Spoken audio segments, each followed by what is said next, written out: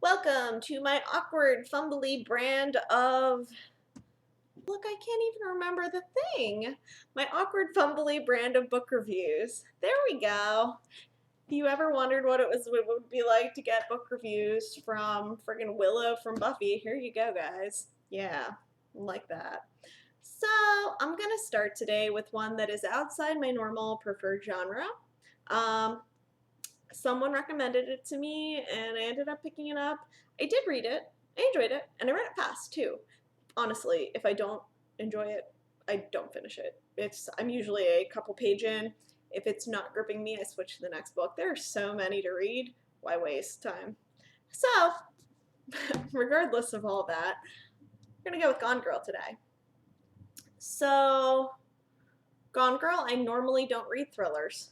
Um, And honestly, too, I'm normally not a huge fan of like mean characters. Like, and I'm not saying that in like, no one can be mean at all. Like, yeah, sure, the antagonist can be. I expect the antagonist to be. I like flawed protagonists too, but like mean to a point. I like them to have some moral compass to go back to.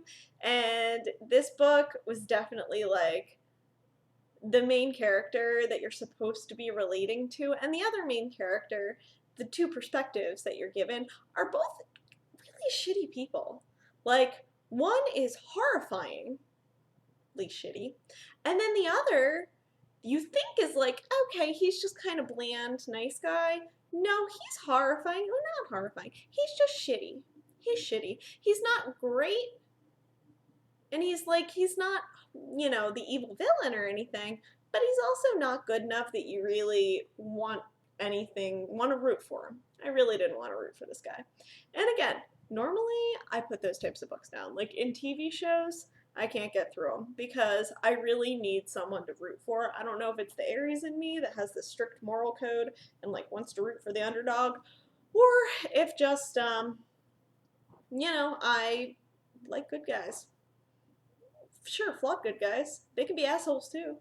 But I want them at the end of the day to choose to do the right thing. These characters are not that. You have to be prepared for a really dark read and be comfortable with that. That being said, though, this was my first time reading Gillian Flynn, who I've heard fantastic things about. And you know what? It was really good. Her writing is sharp. It is so sharp and gorgeous. And I mean, like, every phrase is clever. I really admired that aspect of it, and the quickness and the pacing of a thriller was easy for me to get into. Because for me, pacing is key. It's why I tend to read genre, because I really like fast pacing. I like fast movement in books. I like to know what I'm getting into and if it's something I want to continue with. Um, and the mystery of it was definitely gripping. I wouldn't say that the twist was shocking. There were a lot of cues along the way, and it was kind of easy to figure out, but it was still really neat.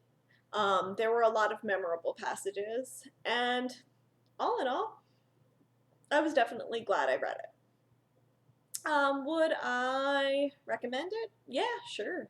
To anyone who likes thrillers, likes mystery books, likes a really like fast-paced sharp read, especially people who are comfortable with gray. If you're not though, if you like your good guy and bad guy and stuff like that, this is so not your read. Because it is very murky. And I will say, like, as much as I really enjoyed the read itself, the ending left me kind of unsatisfied. But again, that's because I want things. It's probably why I write romance, to be honest, because I like things tied together and not a perfect happy ending because that's not realistic, but at least like hopeful and heading towards a happy future. So that is my review of Gone Girl. I think I got fingerprints all over it. Put kitty prints on it too. Anyway, thanks for tuning in.